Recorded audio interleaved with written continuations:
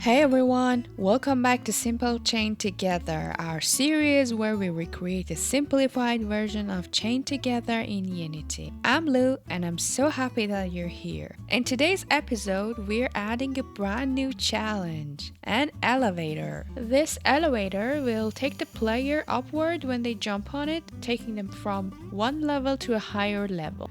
Let's dive in and build this elevator platform together. First, let's set up our scene for the elevator platform.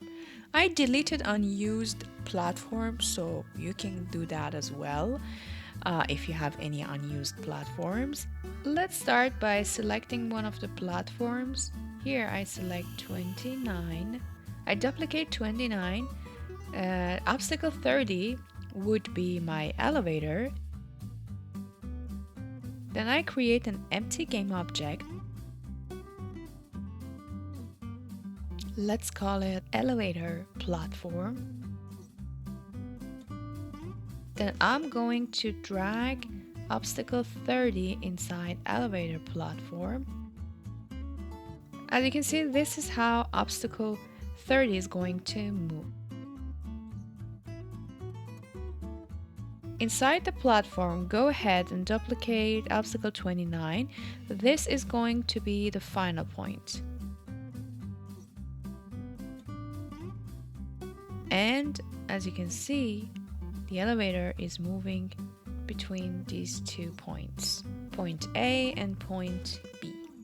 Let's create the points inside the elevator platform. Same thing that we did in taxi platform. Empty game object, point A. Let's put point A where we want the elevator to start.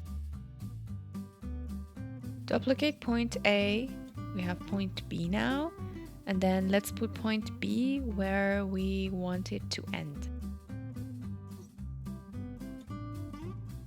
Now, inside the script folder, right-click, create C# script.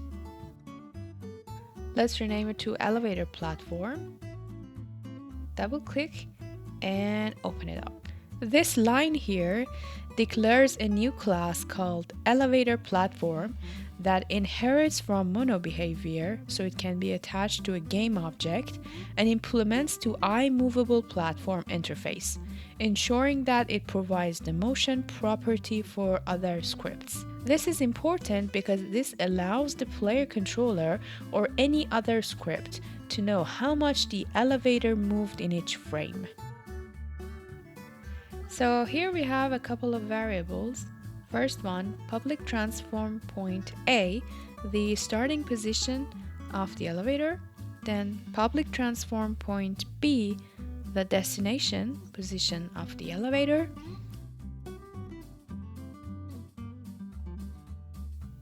And then public float move speed, the speed at which the elevator moves. I set it to 2, you can set it to whatever you want. Then private transform target point, the current target point, point A or point B.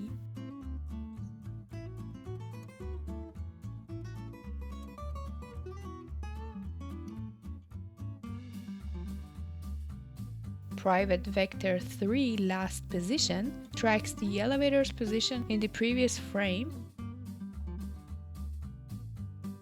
And public vector 3 motion. This exposes the motion delta to other scripts. Inside the start method, I set the target point to point B, and then the last position to transform dot position.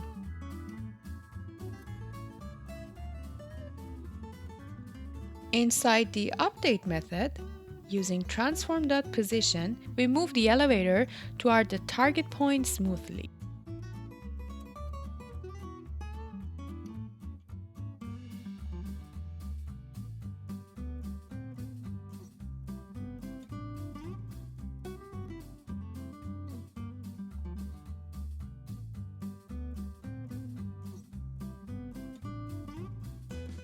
Then we calculate how much the elevator moved this frame. Motion is transform.position minus last position.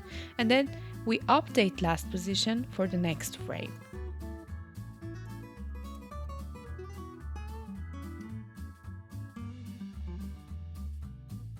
Then we check if the elevator is close to its target point.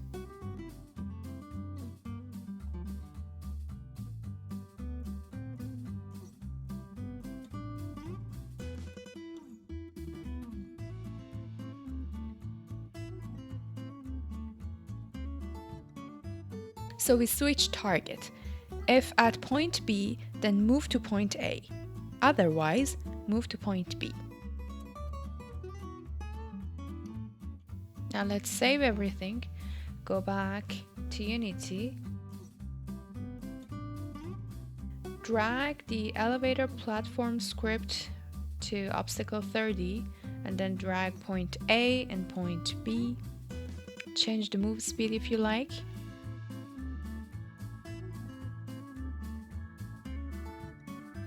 And let's hit play.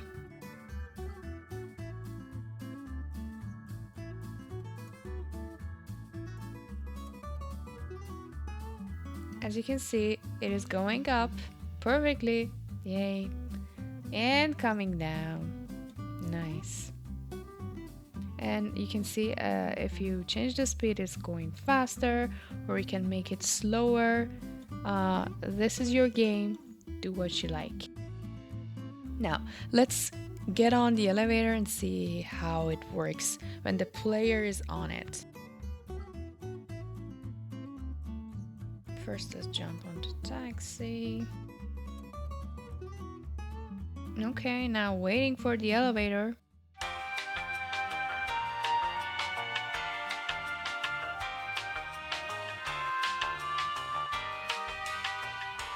Let's jump. Perfect. We can move on it. It is taking us up. And final jump. Perfect. Everything is working fine and I'm happy about it. But as you can see, we need a checkpoint here because it takes a long time from the previous checkpoint to get here. So we need one. Let's go to the checkpoint. Just simply duplicate the checkpoint, rename it to checkpoint 2, and then you can place it wherever you want. I want to place it here at the B point of the elevator. That's like the final point right now in our game.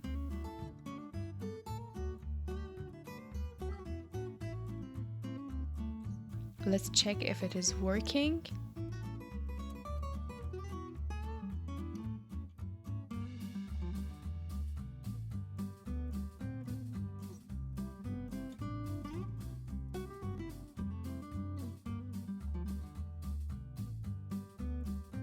Okay, in the console, yeah, checkpoint reached.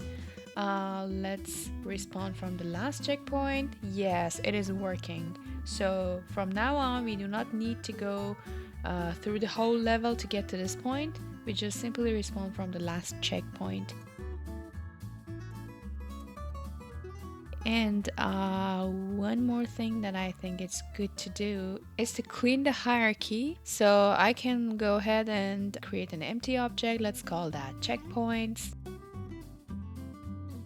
And then simply put both checkpoints inside that. Perfect. And that's it for episode 9. We've successfully added an elevator platform that moves the player vertically and set up a checkpoint at the top for a smoother, more engaging gameplay experience. In our next episode, we'll introduce another challenge, so stay tuned for the next episode. If you enjoyed this tutorial, please like, subscribe, and leave a comment with your thoughts or questions. Thank you so much for watching, and as always, happy coding! Bye!